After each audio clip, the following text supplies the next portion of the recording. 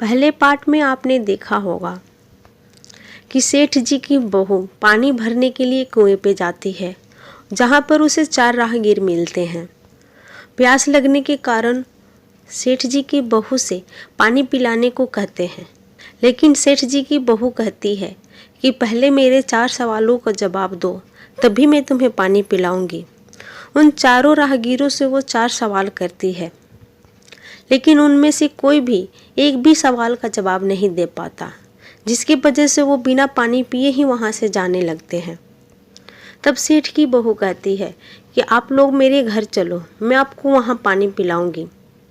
जब वो चारों राहगीर सेठ के घर जाते हैं तो उनकी बहू उन्हें पानी पिलाती है।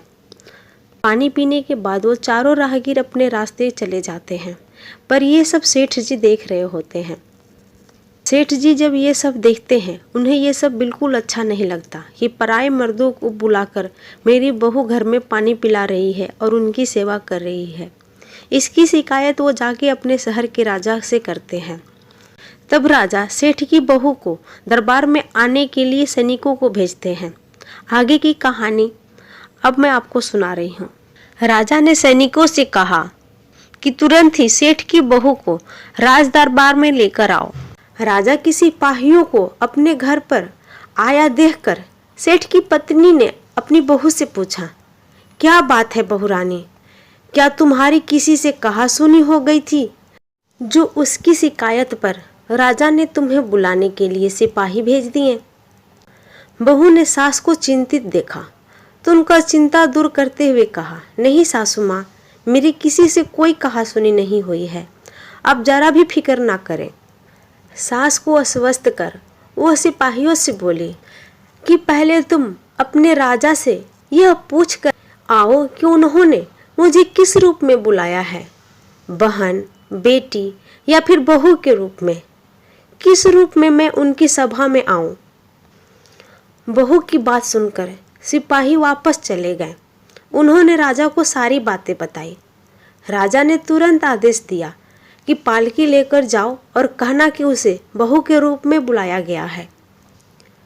सिपाहियों ने राजा के आज्ञा अनुसार जाकर सेठ की बहू से कहा कि राजा ने आपको बहू के रूप में आने के लिए पालकी भेजी है। बहू उसी समय उस पालकी में बैठकर राजसभा में जा पहुंची। राजा ने पूछा, तुम दूसरे पुरुषों को घर क्यों बुला लाई जबकि तुम्हारा पति घर पर नहीं है। बहू बोले, महाराज, मैंने तो केवल अपना कर्तव्य का पालन किया है। प्यासे पाथिकों को पानी पिलाना कोई अपराध तो नहीं है, यह तो हर गृहिणी का कर्तव्य है। जब मैं कुएं पर पानी भरने गई थी तब मेरे तन पर कपड़े अजनबियों के सम्मुख उपस्थित होने के अनुरूप नहीं थे। इसी कारण उन राहगीरों को कुएं पर पानी नहीं पिलाया। उन्हें बड़ी प्यास लगी थी और मैं उन्हें पानी पिलाना भी चाहती थी, इसलिए उनसे मैंने मुश्किल प्रश्न पूछे और जब वे उनका उत्तर नहीं दे पाए तो उन्हें घर बुला लाई। घर पहुंचकर ही उन्हें पानी पिलाना उचित समझा। यह सुनकर राजा ने सेठ की बहू से कहा, भला मैं भी तो सुनूं कि वे प्रश्न कौन से थे जिसका उत्तर वे लोग नहीं दे पाए। बहू ने तब वो सारे प्रश्न दोहरा दिए। बहू के प्रश्न सुनकर राजा और सभासद सभी चकित रह गए। फिर राजा ने उससे कहा, तुम खुद ही इन प्रश्नों का उत्तर दे दो। हम अब तुमसे यह जानना चाहते हैं कि इन प्रश्नों का उत्तर क्या है। बहू बोली, महाराज, मेरी दृष्टि में पहले प्रश्न का उत्तर है कि संसार में 2 ही यात्री हैं, सूर्य और चंद्रमा। मेरे दूसरे प्रश्न का उत्तर है कि बहू और गाय इस पृथ्वी पर ऐसे 2 प्राणी हैं जो गरीब हैं। अब मैं आपको तीसरे प्रश्न का उत्तर बताती हूँ। महाराज, हर इंसान के साथ अनपढ़ और गंवारों की तरह जो हमेशा चलते रहते हैं वो है भोजन और पानी। चौथे आदमी ने कहा था कि मैं मूर्ख हूँ। जब मैंने उससे पूछा कि मूर्ख तो 2 ही होते हैं, तुम उनमें से कौन हो, तो वो उसका भी उत्तर नहीं दे पाया। इतना कहकर वो चुप हो गई। राजा ने बड़े आश्चर्य से पूछा, क्या तुम्हारी नजर में इस संसार में 2 ही मूर्ख हैं? हाँ महाराज, इस घड़ी इस समय मेरी नजर में सिर्फ 2 ही मूर्ख हैं। राजा ने कहा, तो तुरंत बताओ कि वो 2 मूर्ख कौन है? इस पर बहू बोली, महाराज मेरी जान बख्श दी जाए तो मैं इसका उत्तर दूं।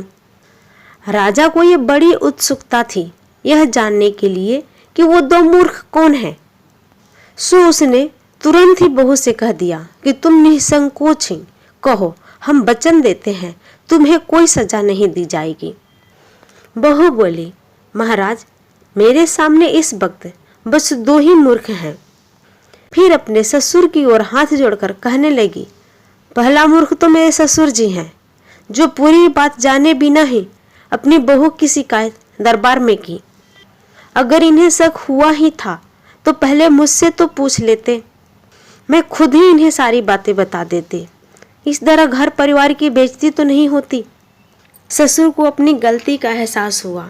उसने अपनी बहू से माफी मांगी। राजा ने तब पूछा, और दूसरा मूर्ख कौन है? बहू ने कहा, दूसरा मूर्ख खुद इस राज्य का राजा है, जिसने अपनी बहू की मान मर्यादा का जरा भी ख्याल नहीं किया और सोचे समझे बिना ही बहू को भरी सभा में बुला लिया। बहू की बात सुनकर राजा को पहले तो बहुत क्रोध आया। वो क्रोध के मारे आग बबूला हो गया।